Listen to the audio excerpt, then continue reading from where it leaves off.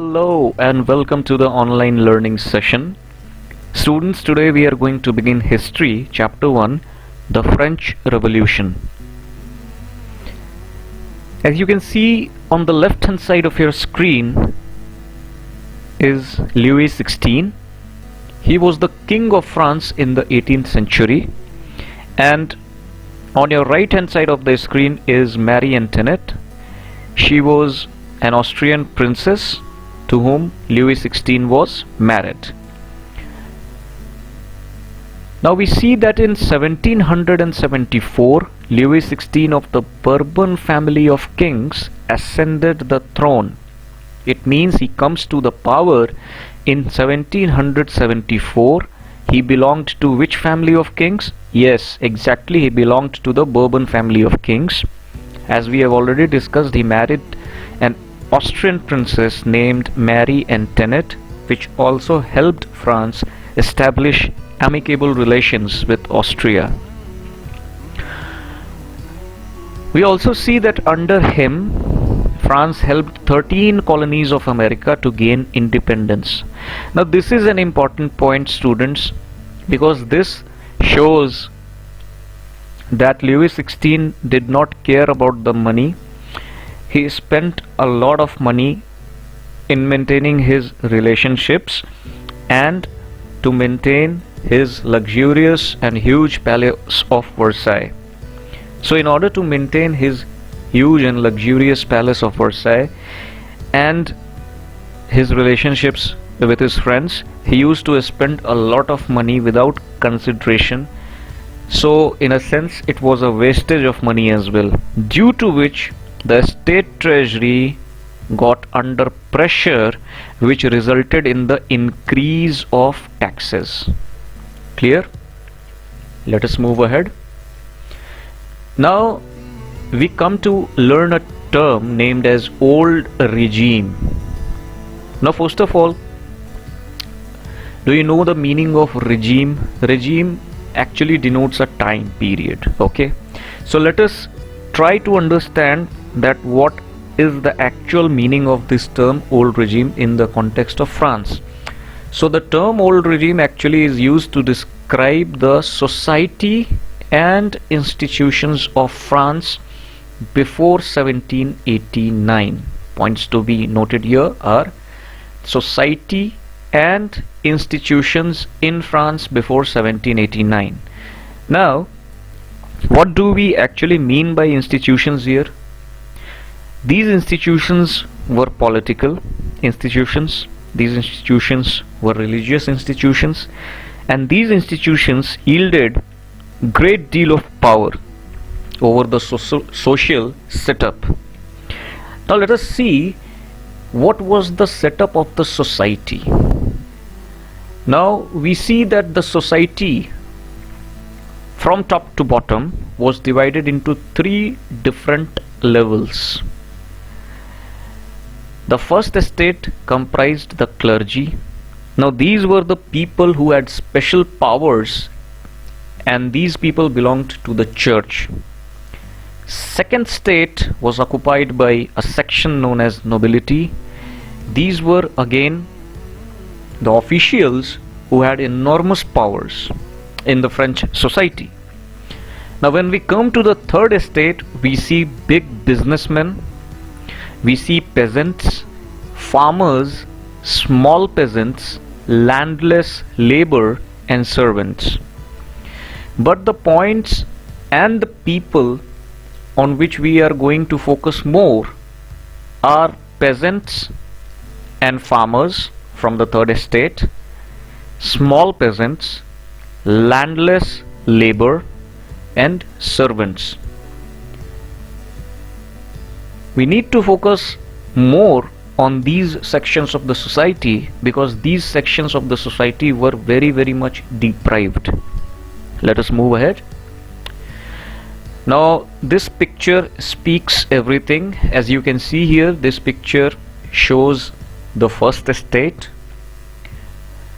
This picture shows how the second state crushed the third estate, especially the farmers, the peasants, and this is the condition of the third state.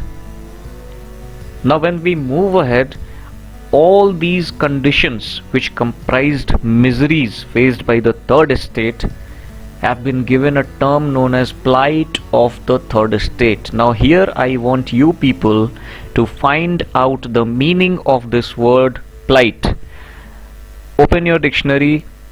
Here you have to use a dictionary and you have to find the meaning of the word plight, and you also have to note it down in your notebooks. Actually it means unpleasant or miserable conditions, bad conditions, worse conditions. So actually let us move ahead and see what were the conditions which were faced by the peasants actually. So peasants made 90% of the population, yet 60% of the land was owned by nobles, the church and other richer members of the third estate. Now by convention, students, people who make the majority of the population must get greater share of the resources. But what do we actually see here? Despite making 90% of the population, peasants were only left with the remaining portion left after being occupied by the first estate and the second state and other richer members of the third estate. So nothing much beneficial was left for the peasants. Let us see the next point which increased the miseries of the peasants. The clergy and nobility enjoyed exemption from paying taxes. Now what do we mean by exemption from paying taxes? It means that the clergy and nobility were free from paying taxes, and they also got other privileges in the French society since they were closer to the king. So this relationship yielded them much power in the society. Now we also see that peasants were obliged to render services to the lord. Who were these lords? These lords came from the nobility section. To work in house and fields, to serve in the army, or to participate in building roads. Now this is the only system which we know as the feudal system, where you get under your master and you are obliged therefore to render any kind of services to the lord. See students, peasants, as we have already studied about them, they were landless as well. So for finding jobs they usually ended up going to a noble. Nobles were very rich sections of the society. They had a lot of money, lot of properties, lots and lots of land. So they promised these peasants, and the section of nobility maintained their own set of peasants, and the peasants rendered services to the nobles. Therefore, since the nobles assured jobs, the peasants had to work for them in the fields, in their houses, in their mansions, to serve in the army, or to participate in building roads. Now next point which we see is the point related to taxes. We see that tithes and tile, these were taxes.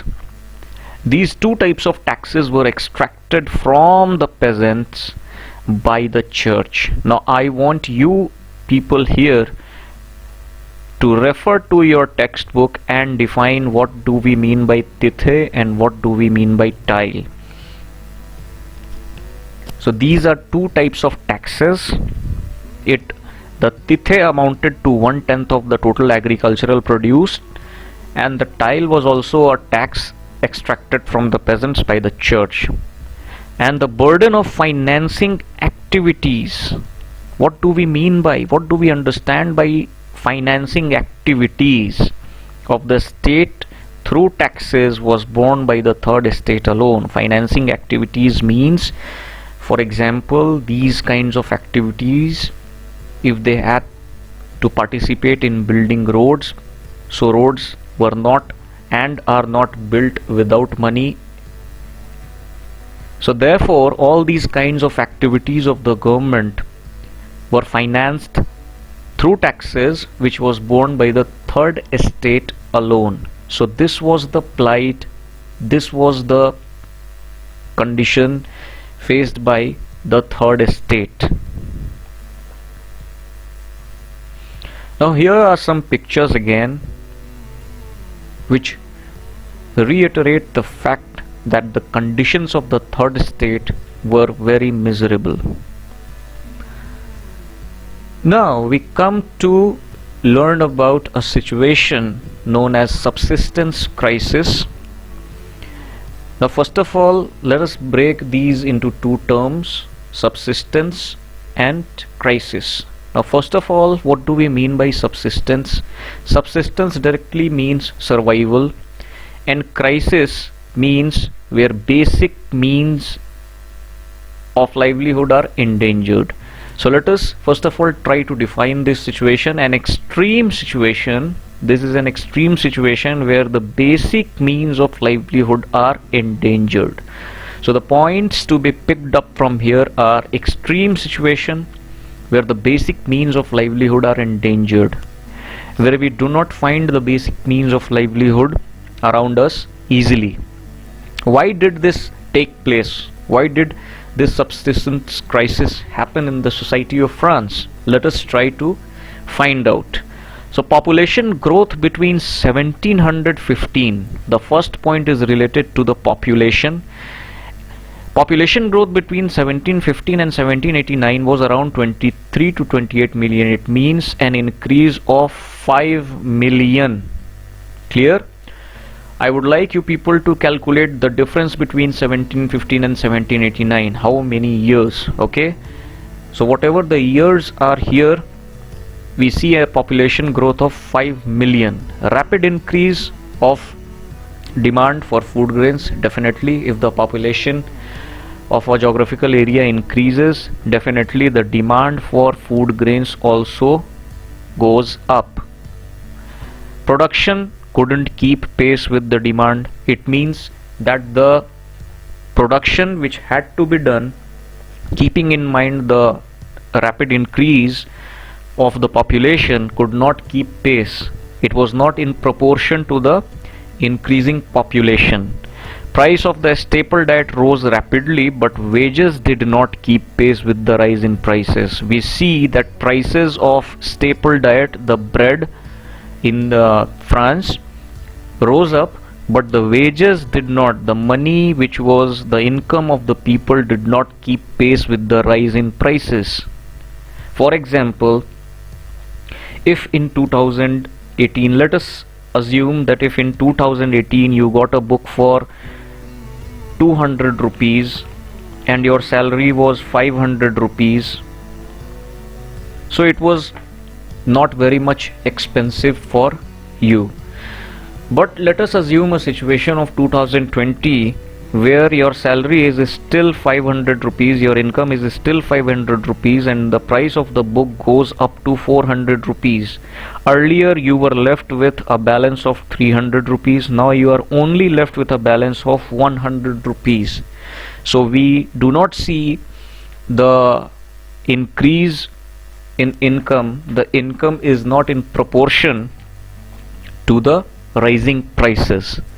So this worsened the situation. Moreover, drought and hail worsened the situation by destroying the harvest and ultimately leading to the subsistence crisis. As I said earlier, that the basic means of livelihood are endangered. When the basic means of livelihood are endangered, this extreme situation is what we know as subsistence crisis. So what were the events leading to the subsistence crisis? Let us try to learn the answer of this question. Let me repeat, what were the events which led to this subsistence crisis? So the first point comes as a population growth of 5 million between 1715 and 1789 is what we see here. population growth of 5 million between 1715 and 1789. The second point which we learn from here is rapid increase in demand for food grains. Of course, this is related to your first point, how when population will grow, definitely the demand for food grains will go up. Clear? But what happened? Production could not keep pace with the demand. Again, this point is linked to this point. I think you can establish links now.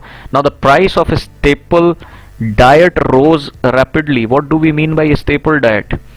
Staple diet is the diet which we consume for the most part of our life, which is the basic diet without which we cannot survive. But wages did not keep pace.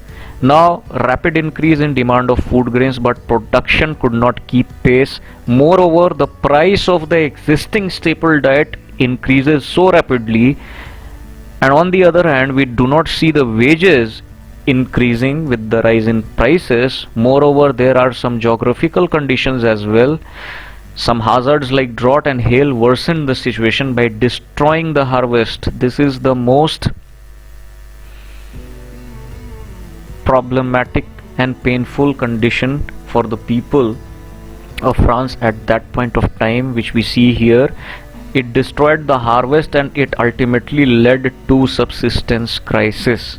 So I hope that this concept of subsistence crisis and the events which led to it are clear to you people.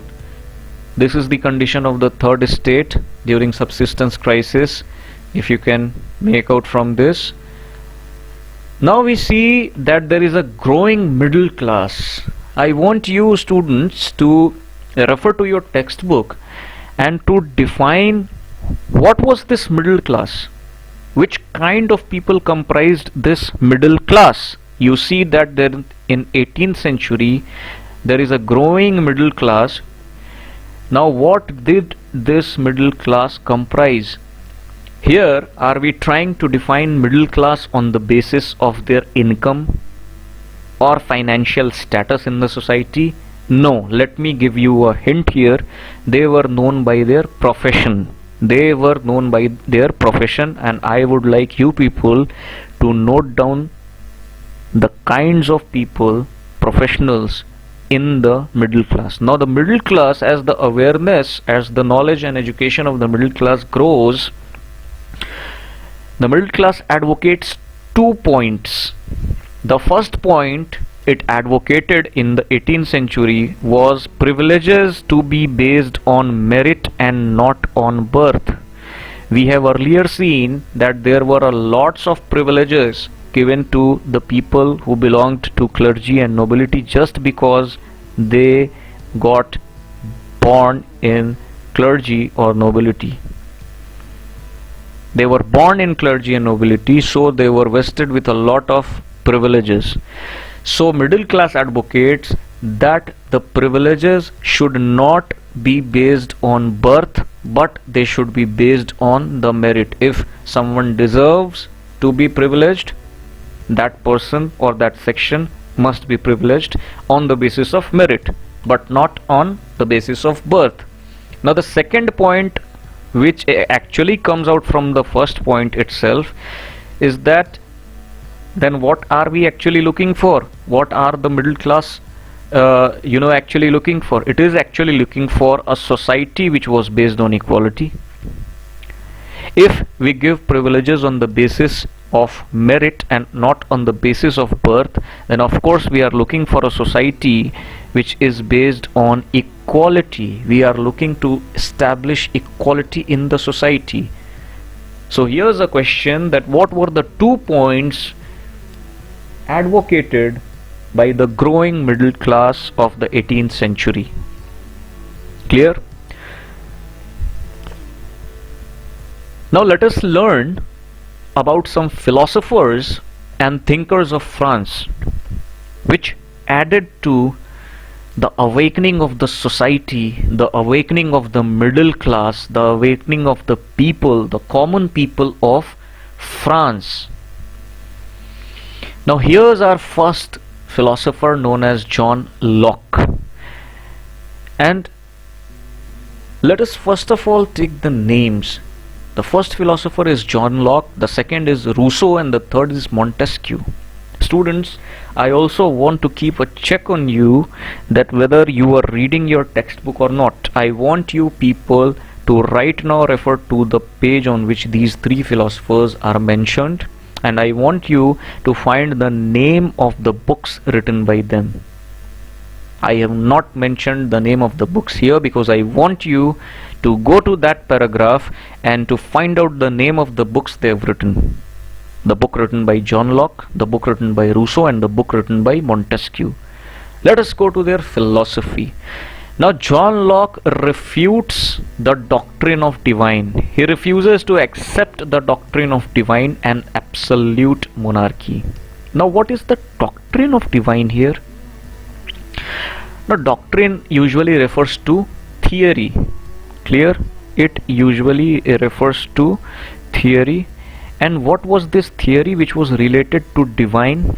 See, in the European countries, you would usually find a priest accompanying a king as an advisor, and that priest continuously keeps on advising the king on his matters, to do something or not to do something, and if to do something, then what way that work has to be done. So the priest keeps on constantly advising the king. Now this theory was developed in the European society where the majority of the people follow Christianity. So there you will find this doctrine of divine and absolute monarchy, that the king is the messenger of God. The king is the messenger of God, and he has been sent on the earth to command the people as a monarch. Now here I would like you also to define the word monarch and monarchy. Basically it refers to a government which is run by kings and family. So basically it is run by kings or a family of kings. Clear? So this was the doctrine of divine. John Locke refuted this doctrine of divine and absolute monarchy. Now let us see what Rousseau advocates in the French society and tries to awaken people. What is the crux of all this? What is the crux of all this? The crux of all this lies in the social awakening, lies in generation of awareness among the common people, awareness about their rights, and this is how we see the concept of democracy gradually developing in the world, which started from France and specifically from the French Revolution. Now let us see what Rousseau has to advocate.